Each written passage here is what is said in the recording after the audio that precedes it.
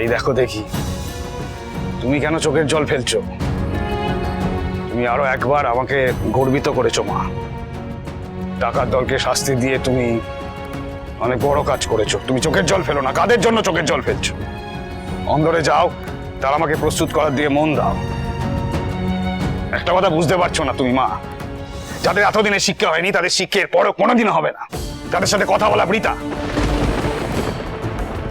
যাও কাজ করো, যাও সবাই যাও এখান থেকে। এখানে দাঁড়িয়ে বিতণ্ডা বাড়িয়ে লাভ নেই, কোনো সময় নষ্ট করে। ভিতরে যাও।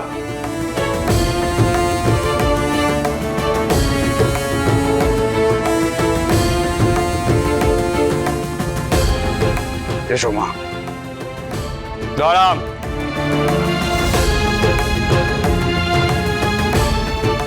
কি হচ্ছে বলো দেখি?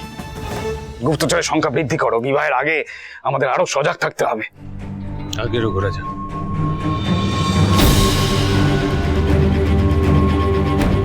সহদেব, সহদেব, আগে দেওয়ান হোসেন।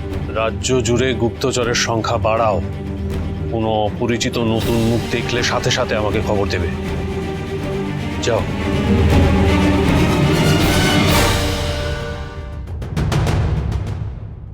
নবাব, আজ কিন্তু তারা সুন্দরীর বিয়ে, গোধূলি লগ্নে। নবাব, আমি ছোট মানুষ হতে পারি, কিন্তু আপনার এই অপমান আমি মানতে পারছি না। তাই তো আমার বাড়িতে এত বড় অনুষ্ঠান, তাও আমি ছুটে এসেছি আপনার কাছে। এই অপমানের প্রতিশোধ আপনাকে নিতে হবে নবাব। নবাব যে কি করতে পারে আপনাকে দেখিয়ে দিতে হবে। ভাই, বণিকের তাবু কেড়ে আর কতক্ষণ বসে থাকবেন? নবাব তো শাহী সময়ের ইন্তজার করছে। নবাব, আপনার সেনাপতি মোহনলাল কি জানতে পারে কি পরামর্শ হচ্ছে? समय आ गया है मोहनलाल।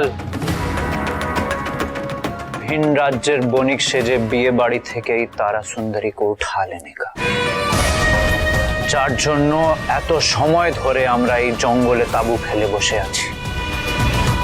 রানী ভবানী से बदला लेने का समय आ गया है।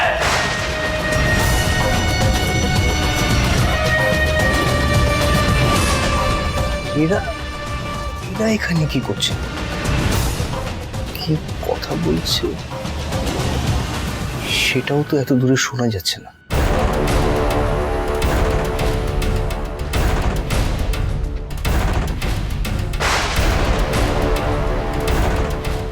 মা, এ কি দেখছি? দেবীপ্রসাদ মৈত্র এখানে কি করছেন?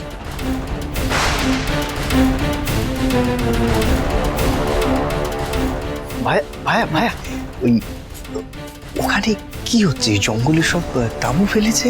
ও, এনারা তো সব ওই ভিন রাজ্যের বণিক, এসেছেন ওই বিক্রি বাটার জন্য।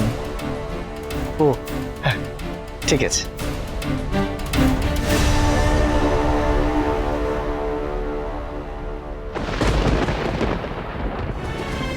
এখানে দেবীপ্রসাদ মৈত্রের থাকাটা কি খুব স্বাভাবিক? না, একেবারে সন্দেহজনক। আমাকে দেওয়ান মশাই আর রাজরানীকে খবরটা এক্ষুনি দিতে হবে। রাজরাজেশ্বরী রানী ভবানী, সোম থেকে রবি প্রতিদিন বিকেল 5টায় স্টার জলসায়।